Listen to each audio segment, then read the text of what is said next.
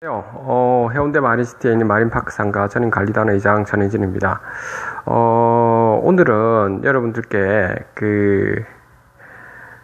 증거를 어쨌든 간에 미리 만들고 준비를 하고, 이렇게 해서 법적인, 판결을 좀 구해줘야 되는 이런 부분에 대해서 우리가 상식이긴 한데 여러분들이 좀 아셔야 될 것 같아요. 여러분들 오늘도 두 분이 전화가 와주셨는데, 한 분은 서울에서 전화가 왔었고 또 한 분은 경북에서 전화가 오신 분인데, 어쨌든 그 부분에 대해서도 좀 뒤에 좀 말씀을 좀 드릴게요. 제가 먼저 간단히 간단히 메모를 한번 해봤습니다. 여러분들께. 그래도 이 시간이 귀하기 때문에 여러분들도 그렇지 않습니까? 자, 이렇게 요약을 한번 해볼게요. 첫 번째로 여러분들, 당사자 간의 그 권리와 의무를 지금 확정하고 있죠. 나아가서 처벌 여부를 갖다가 결정짓기도 하는 법에서는 각자의 주장을 갖다가 진실로 인정하기 위해서는 이를 뒷받침하는 증거가 충분하고 믿을 수 있는 것임을 요구하는 것은 여러분들 당연한 겁니다. 그렇지 않나요? 그렇죠? 그래서 여러분들 법에 보면, 민사소송법에서는 제202조에 보면 자유심증주의라고 있거든요. 잠깐 읽어 드릴게요. 법원은 변론 전체의 취지와 증거조사의 결과를 참작하여 자유로운 심정으로 사회 정의와 형평의 이념에 입각하여 논리와 경험의 법칙에 따라서 사실 주장이 진실인지 아닌지를 판단한다. 이렇게 되어 있습니다. 자, 여기서 보면 법원은 변론 전체의 취지와 증거조사의 결과를 참작하여, 요군을 잘 봐야 됩니다. 아셨죠? 여러분들. 그리고 형사소송법에서는 제307조의 증거재판주의에 있습니다. 사실의 인정은 증거에 의하여야 한다. 이만큼 여러분들이 증거가 있어야 된다라고 하는 사실은 여러분들이 중요하다는 것을 다 아실 겁니다. 그렇죠? 자, 그렇다면은 증거를 확보하는 방법은 어떻게 해야 되느냐라고 하는 겁니다. 여러분들. 첫째는 여러분들 증거를 만드는 것이고요. 두 번째는 증거를 찾는 것이거든요. 증거를 만든다, 조작한다, 이런 건 아닙니다. 증거를 만든다는 것은 사후에 지금 분쟁에 대비해 가지고 나에게 또는 어떤 공동체에 유리한 증거를 미리 확보해 둔다는 뜻이 되겠습니다. 여러분들. 그리고 증거를 찾는다라는 이 말은, 우리가 지금 보면은 무의식적으로 남긴 흔적을 있죠. 차후에 나에게 또는 공동체에 유리한 증거로 사용하고자 확보한다는 이런 뜻이 되겠습니다. 자, 아시겠죠? 자, 이 용어에 대해서는 여러분들이 이제는 기본적인 사항을 좀 아셨을 겁니다. 큰 틀은. 그렇다면 법이 선호하는 증거는 첫 번째는 문서겠죠. 그 문서는 민법의 대원칙에서는 계약 자유의 원칙이라고 하는 부분이 있죠. 그래서 객관적인, 근데 이게 문헌에 있죠. 계약을 할 때 문서에다가 처분 문서를 적을 때 여러분들, 그 객관적인 의미가 명확하게 들어가줘야 됩니다. 알았죠? 여러분들. 애매하게 적어놓으면 판사께서도 이게 뭘 말하는지를 모르겠다, 그렇게 이 부분에 대해 판단을 할 수 없다라고 하시거든요. 여러분들 한번 법원에 한번 자주 왔다 갔다 해보신 분은 더 잘 아실 겁니다. 왜 판사님께서 그렇게 하겠습니까? 여러분들, 판사님이 잘못이 아니고요. 그거는 제가 판사라도 그렇겠어요.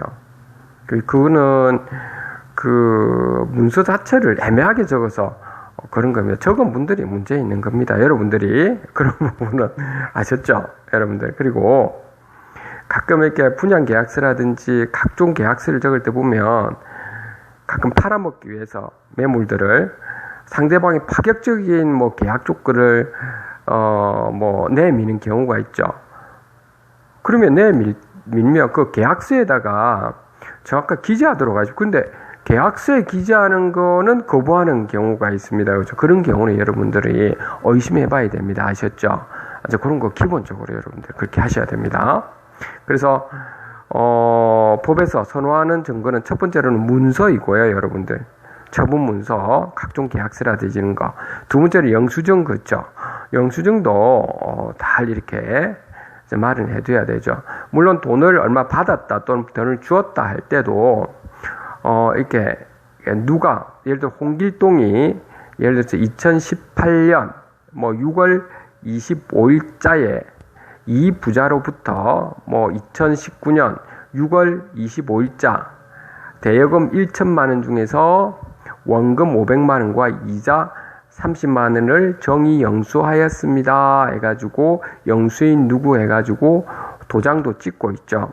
근데 도장이 인감 도장이 아니지 않습니까? 인감 도장이 아닌 경우도 많죠. 목 도장이나 그러면 거기에 대해 약간 의심이 있을 수 있기 때문에 그런 경우는 여러분들 도장을 그냥 목 도장을 찍고 있죠. 옆에 여러분들 인줄 해가지고 여러분 지문 이거 있죠. 그거 하면 딱 약간 더럽겠지만 그래도 딱 옆에서 꾹 눌러가지고 한 번 더 찍어주시는 것도 서로가 더 좋을 수가 있습니다. 아셨죠? 가급적이면 인감 도장은 도장 찍는 것이 좋긴 하지만 아마 그렇지 않은 경우도 있죠. 그렇죠? 그래서 법이 선호하는 증거의 첫 번째로는 처분 문서라 했고 두 번째 계약서인 걸 말합니다. 두 번째는 영수증이라고 했고요. 여러분들 세 번째로는 뭐죠?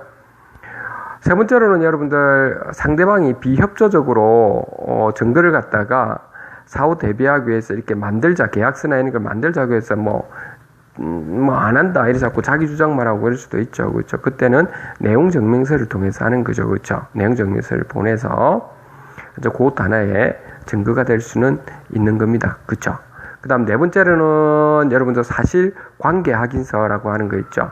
그러니까 당사자 간에 어떤 다툼이 있는데 옆에 있는 분들이 제3자분들이 옆에서 보았다든지 이렇게 했을 때 그분들이 적어주는 겁니다. 사실관계 확인서를. 그 다음 다섯 번째는 녹음과 녹화도 가능하죠. 물론 당사자 간의 통화 내용에 대한 녹음하는 거는 괜찮지만 다른 사람들의 대화를 갖다가 엿듣는다든지 이러면 안 되죠. 여러분들. 그 통신비밀보호법에 위반되는 거니까 그거는 여러분들 알고 계실 겁니다.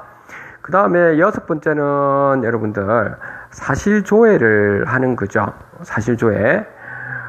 사실조회하는 부분은 여러분들 그러니까 구청이라든지 각종 관공서 같은데 필요한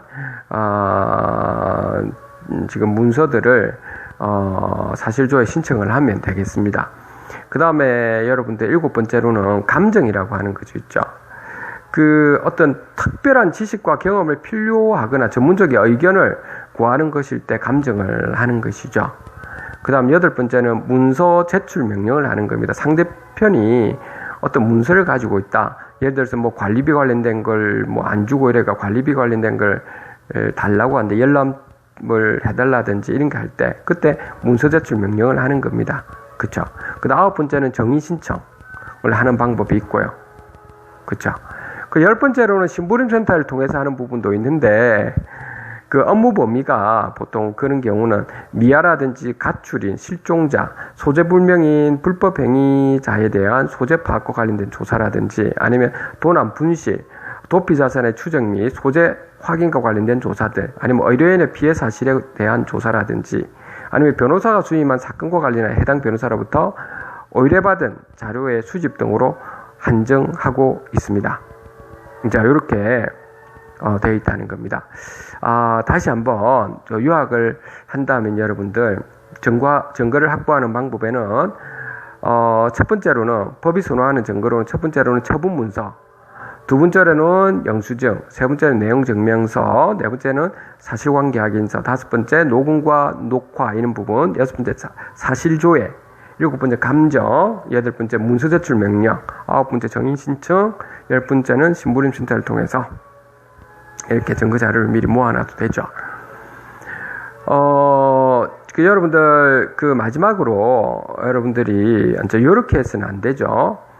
과거에 어떤 한 임금이 있었는데 임금님께 어떤 한 사람이 가가지고 임금님 시장에 가보니까 호랑이가 아주 큰 호랑이가 나타나가지고 막 시장을 쑥대밭으로 만들었어요 라고 했다고 하겠습니다. 근데 지금까지 경험으로는 그런 경우가 없었거든요. 시장에 또 울타리를 다 쳐놨고 했기 때문에. 그런데 그런 이야기 하니까 정말이니? 이제 이렇게 하겠죠. 임금님 입장에서는. 그런데 한 명, 옆에 있는 또 한 명 더가 진짜입니다요 임금님 해서 정말? 이런데 또 한 명 더 가가지고 진짠데요 임금님 제가 있잖아요. 우리가 지금 가보니까 아이고 죽겠습니다. 얘가 한 3명 이상만 딱 가서 이야기를 하면 있죠. 임금이 진짜인 줄 알아요. 예를 들어서 그 가짜라고 했을 때 가짜임에도 불구하고 그게 뭐냐면 남의 이야기를 듣고 진짜인 줄 아는 그 전문이라고 하거든요. 그런 건 증거가 될 수 없다는 겁니다, 여러분들. 모함을 할 때도 그런 경우가 있죠. 그 이간질을 낸다든지, 여러분 공동체. 그런 사람들은 굉장히 문제가 있는 겁니다. 잘못 아는 걸 갖다가 진짜인 줄 알고 남을 갖다가 헐뜯는다든지, 그쵸? 사실을 정확하게 모르면서 여러분들이 있는 그 공동체에도 그런 경우가 좀 많죠, 그쵸? 그런 사람들은 아주 문제가 있는 사람입니다. 아주. 그쵸? 도덕적으로도 그렇고 윤리적으로 그 도덕과 윤리라는 걸 정확하게 모르는 사람입니다. 그런 사람들은 자기의 잣대로 보는 거거든요. 과거에 어때 중세 시대에 보면 우리가 왜 종교단체 같은 데 보면 면죄부를 주고 이렇게 했었죠. 그런 거 비슷한 거죠. 아주 그 사람을 제대로 못 보고 있죠. 그런 사람들은. 그렇죠. 그러니까 뭐 그런 사람들 조심해야 될 대상이 아니고 퇴출해야 될 대상이죠. 그런 사람들은. 그렇죠. 그래서 사실을 정확하게 아는 게 중요하다. 자, 오늘 아까 제가 말했던 그 부분, 여러분들이 무엇이든지 할 때 간에, 선생님, 제가 늘 말씀을 드렸듯이 여러분들한테 집합 건물에서는 증거, 권리와 의무를 확증하고 진실을 인정받기 위해서는 반드시 증거가 중요하다. 그래서 여러분들 증거를 사랑하십시오. 아시겠습니까? 이제 이 부분은 증거를 사랑하시라는 걸 일단은 끝을 내고 여러분들 제발 제가 이렇게 전화가 이렇게 오시면 제가 볼 때마다 제가 이렇게 전화를 이렇게 좀 많이 이렇게 전화를 받고 이렇게 이야기를 할 때 제가 직설적으로 말씀을 드리지 않습니까? 가끔은 여러분들 중에서 저분께서는 기분 나쁘게 이야기하네 이럴 때도 있을 겁니다. 그쵸 여러분들. 근데 이해를 해주세요. 왜냐하면 저는 여러분들한테 다른 뭐 기분 나쁘게 하고 싶어서 그런 게 전혀 없습니다. 여러분들한테 좀 진실을 제대로 알려드리고 싶어서 그런 겁니다. 오히려 지금은 진실 그대로를 딱 이렇게 둘러서 이야기 안 하고 딱 말씀드려가지고 여러분들 중에서 혹시 여러분들 바라는 그 답변만 해주시면 좋겠는데 그게 아니고 이게 잘못됐다 이렇게 막 이야기를 하면 이게 절차상 잘못되고 어떤 부분에서는 그렇게 하시면 안 된다 이 처리를 하실 때 이제 이렇게 이야기하시면 여러분들 기분 나쁠 수도 있을 겁니다. 나름대로 여러분들은 노력한다고 했는데 그렇죠? 누구를 통해서든 뭐 아니면 본인이 뭐 쳐다보고 이렇게 하다가 근데 여러분들 제가 왜 그런 말씀을 드리냐면 여러분들이 고생을 하지 마시라는 거고 오히려 또 여러분들이 그렇게 고생을 했는데 자칫 잘못하면 여러분들이 문제가 생길 수가 있거든요.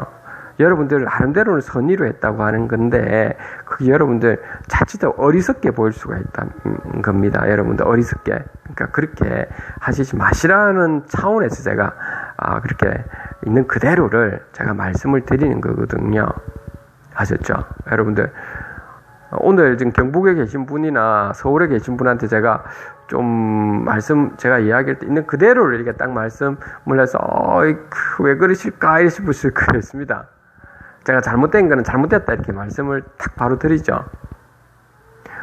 쓸데없는 거 전혀 관련 없는 것을 엄청 시간을 많이 들여가지고 돈도 많이 들이고 정신적으로도 굉장히 고민해가면서